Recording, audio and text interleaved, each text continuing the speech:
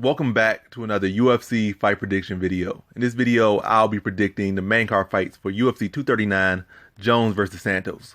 So without further ado, let's get to our first fight on the main card. So in our first fight on the main card, we have in the welterweight division, Diego Sanchez versus Michael Chiesa. So Diego Sanchez has been looking good. He's been streaking right now. He's like on a 2-fight winning streak. Got a big win over a nice prospect in Mickey Gall. Michael Chiesa has been looking good, or at least since he came up to the welterweight division in his last fight and dominated former interim champion Carlos Condit as far as in the grappling exchanges. He just had his way with him on the grappling and submitted him in the second round. So Michael Chiesa has been looking good. Diego Sanchez has been looking good. Diego Sanchez, it's a good matchup for Diego Sanchez in a way, or the best type of matchup he can get at this level. I'm not saying it's a favorable matchup for him, but at least it gives him opportunity because Chiesa is a long, lanky grappler, or just a grappler in general.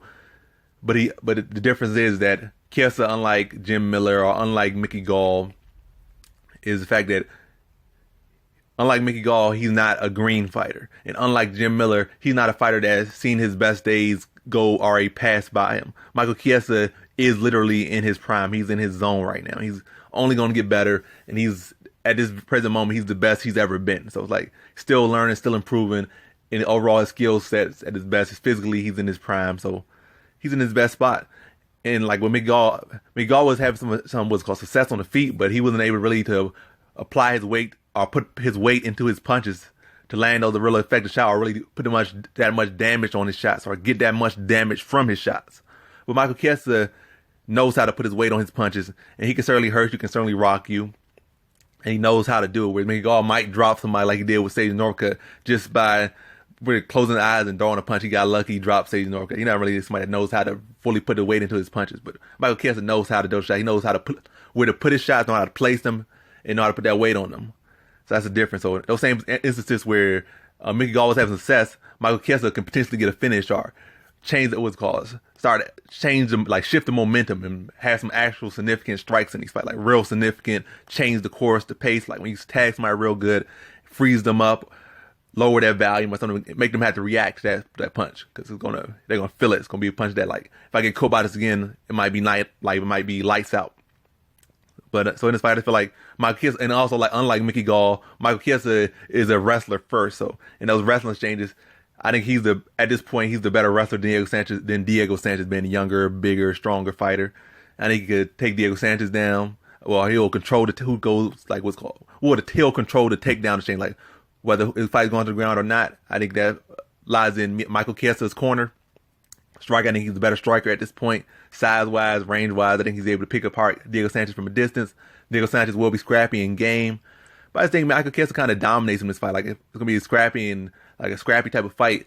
But I think eventually Michael Chiesa is just going to start to take over around that second round, start to dominate him. And then in the third round, I think he wears him out and eventually TKOs him late in the third. So in this fight, I have Michael Chiesa via third round TKO. Now to our next fight, we have in the light heavyweight division, Jan Blachowicz versus Luke Rockhold. So looking at this fight, Blachowicz was riding his best streak ever inside the UFC, and then he got stopped by Thiago Santos after kind of getting a little bit sloppy, but still a solid fighter. Grappling was certainly coming along very well. Striking always been pretty decent. A very underrated, solid fighter. Luke Rockhold, we all know he was a former middleweight champion. Now he's coming up after kind of having a little bit of a bad streak at middleweight. Well, not a bad streak, but just a up and down little streak at middleweight and some inactivities and injuries. But still one of the most dangerous guys at middleweight. One of the best guys overall, all around in MMA. A true talent, true skill, a special type of fighter. Now he's coming up to light heavyweight, and he's saying he's rejuvenated. Now he's not going to have that struggle to cut weight. He's a whole different fighter, more power, better chin, etc., etc. So looking at this fight, Jan Blachowicz, I think he might have I give him a slight boxing advantage. He's never really been the most power puncher. So in this fight, you're really worrying about, can Jan Blachowicz potentially land a good shot that could take advantage of Luke Rockhold's soft chin or glass chin, suspect chin. But Blachowicz never really been a knockout puncher. He's more like a volume type of guy. He can knock some people out, but he's not that guy that's like a one-punch knockout punch artist. But at light heavyweight, everybody does have the potential to one-punch knock you out because they're so big and so strong. But Blachowicz is not really the guy that you certainly got to worry about being a one-punch knockout artist or just letting that shot. And I think Rockhold coming up, his chin going to be a little bit better than it was at 185, just a little bit. Grappling-wise, Blachowicz has shown some deficiency when he goes against solid grapplers, like against Alexander Gustafsson, and when he went against wrestlers and stuff from Patrick Cummins to Corey Anderson, give up takedowns pretty well. But Luke Rockhold doesn't have the best takedown offense, but once he gets you down, he has one of the most dangerous top control, and he's a true finisher, so he's dangerous if he gets you down. And I think coming to the weight class, he's going to have that timing advantage coming up from like 20 pounds, 185 to 205. He's certainly going to have a speed and timing advantage, which is going to help with those takedowns. Coming up from 20 pounds, he's going to be stronger than he was at 185, so that strength and that speed and timing advantage is going to help him secure takedowns. So I think he'll be even more successful with takedowns at 205 than he was at 185. And I think that's going to be a key factor of this fight. And before he gets that takedown and eventually gets that submission, I think he's going to kind of try to set him up, get a feel for Blachowicz. Definitely, he likes to go to those body kicks, those crescent kicks, leg kicks, and try to get a feel for Blachowicz, get his timing. I think towards that end of try to keep it at the outside range. Then towards the end of the round, I think he's going to start to set up his takedowns and get a feel for Blachowicz. Then in the second round, he fully takes advantage of that time and sets him up, gets him down, and then pretty much just dominates him on the ground, eventually gets his back, pounds him out, then sinks in the rear naked choke. So in this fight, I got Luke Rockhold via second round submission. Now to our next fight we have in the welterweight division, Jorge Masvidal versus Ben Askren. So this is a very interesting, exciting matchup. Ben Askren is just such a character. He's been in the game for a good little minute now. Solid wrestling pedigree and all that stuff. Definitely one of the most talked about people over this past year and 2 years, or really a couple years, because even outside the UFC, he was talked about like when would he come to the UFC or if he ever would. But that's besides the point. But what's interesting about Ben Askren is that he doesn't have really no striking, like almost really has non-existent striking, or just chooses not to use it. And he's kind of just a one-trick pony. He's a wrestler, one-dimensional, but he's still so dangerous at that one dimension. And you got Jorge Masvidal, who's like the Swiss Army knife kind of guy. He's like good everywhere. He's not just like a typical Swiss Army knife. He's like a what's called specialized Swiss. Well, let me stop saying I'm just gonna stutter on that. But whatever case, he's a very solid guy. He's not just a guy that's okay everywhere like so many other MMA fighters. He's kind of great everywhere. He's good scrambling, good boxing, good power, good jiu-jitsu. He's a very dangerous guy everywhere. He can submit you, can destroy you on the feet, technically, or just run through you. He can just do it all. He can do it all. He's that type of guy, half man, half amazing. So, look at this fight. Jorge Masvidal's coming off a big win over Darren Till, moved up and just slid him, knocked him out. Ben Askren's coming off a big win over Robbie Lawler, which was controversial, got slammed, almost knocked out, then put him in like a bulldog choke that whether Lawler went out or didn't went out, Ben Askren was the winner. So look at this fight. Jorge Masvidal does have the ability to defend Ben Askren takedown. He has underrated wrestling, very good at defending takedowns. He does train with Kobe Covenant, who's another relentless wrestler, so that does give him some hope right there. And like he's good in scrambles, good at defending takedowns, good at getting back to his feet. But Ben Askren on the other side, despite how good at Jorge Masvidal is at those things, Ben Askren is not your typical wrestler. Like, you get like if they take you down or a couple times, like they only got like a couple takedowns whiffing them. Like they might say, on average, they might got 3 takedowns around that. Once those 3 takedowns are extinguished, they're kind of tired and need to recover. Ben Askren can scramble and wrestle all day long.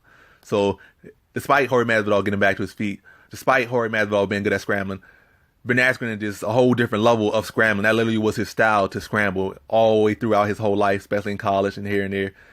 And like maybe not the Olympic level or because it's a different style of wrestling, but this type of wrestling and type of grappling favors him where he can scramble and do that stuff all day. And that's really where his style revolved around. So he can wrestle all day long, scramble all day long at a higher level than Jorge Masvidal can.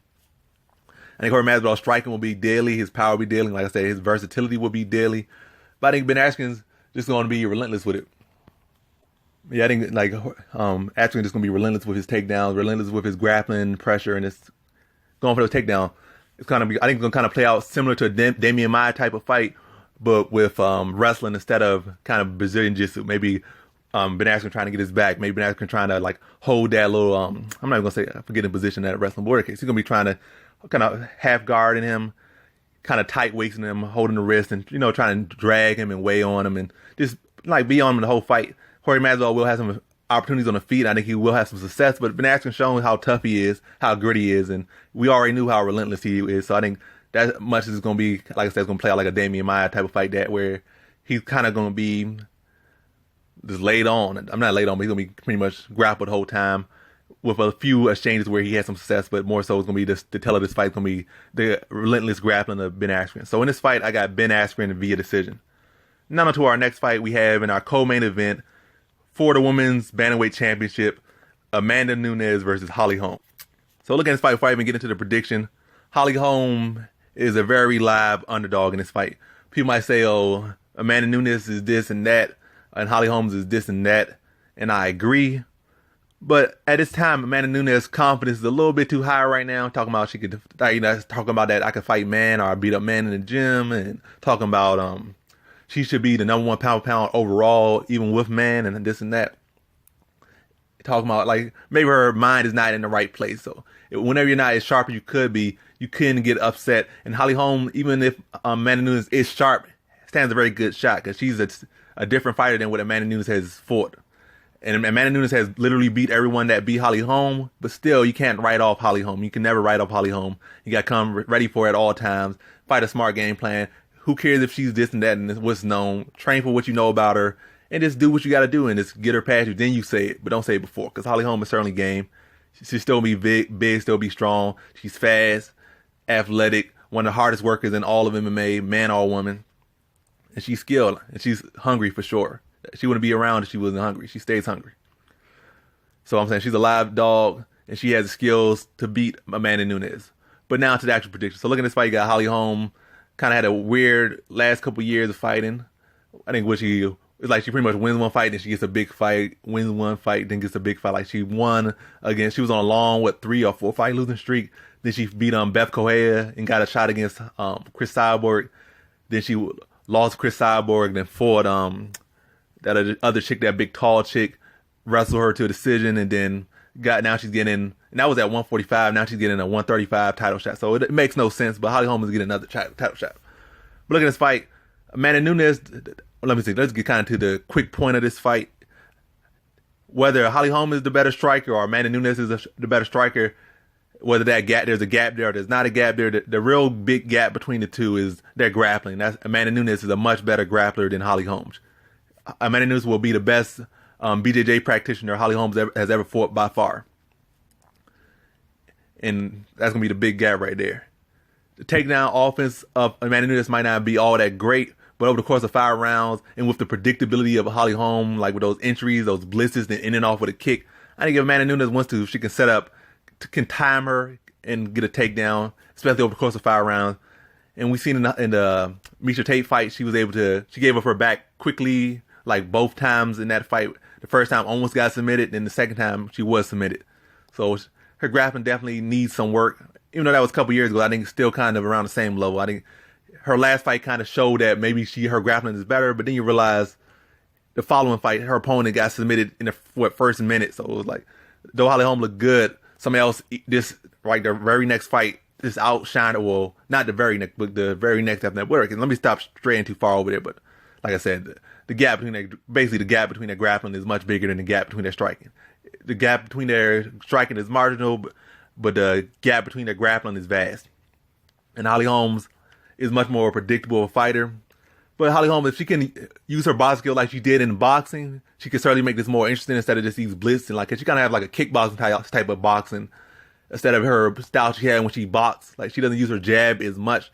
She kind of focused on these blitzes and all these kicks and side kicks instead of, really using that jab, that rangefinder, that distance controller. And that makes her predictable.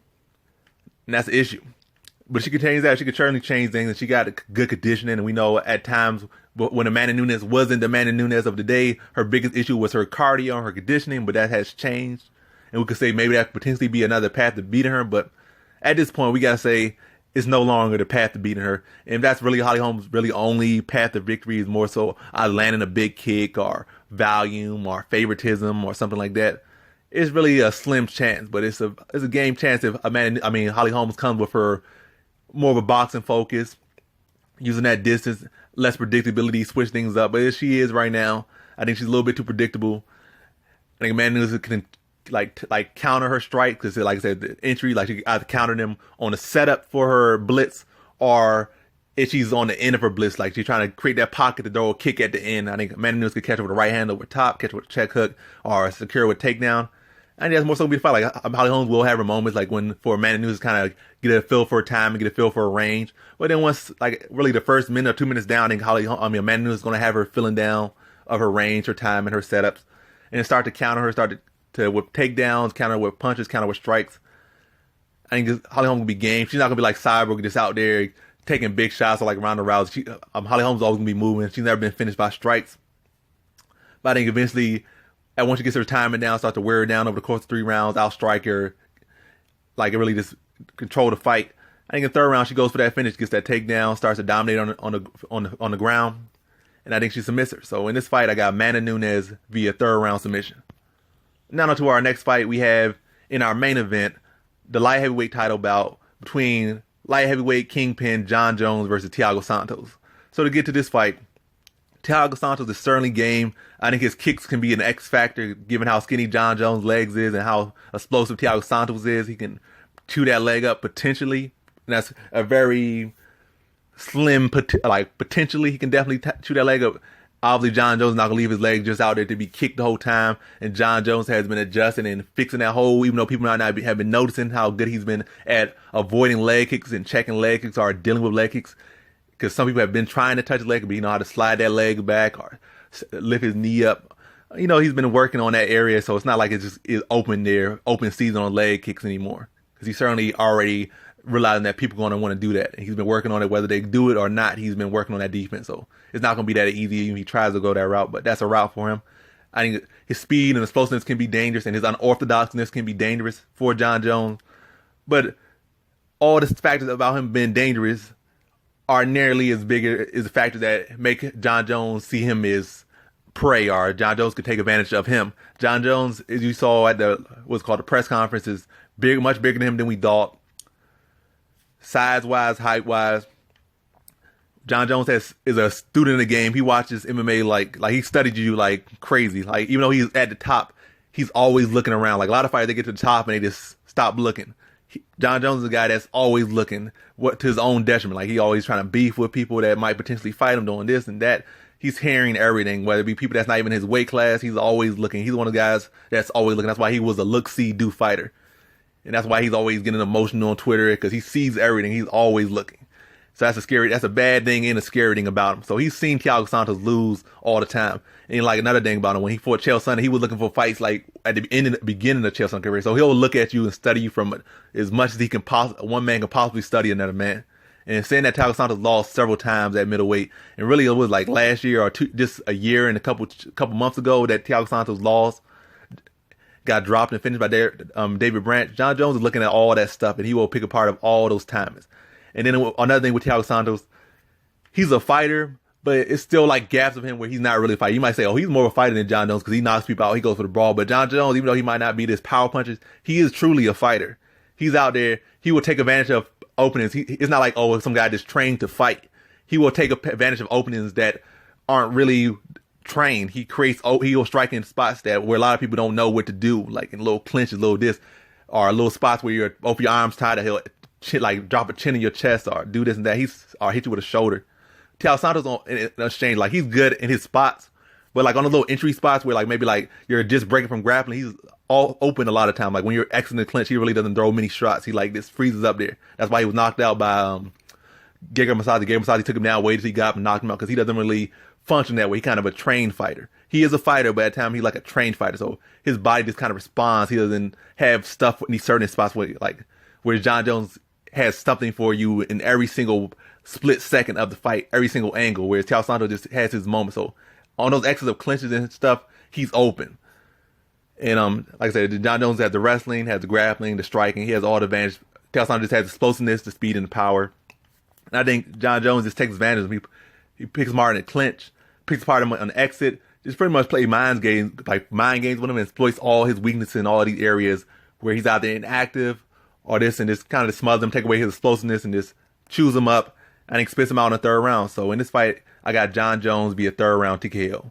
And that concludes my fight predictions for the main card of UFC 239, Jones versus Santos. And as always, thanks for watching.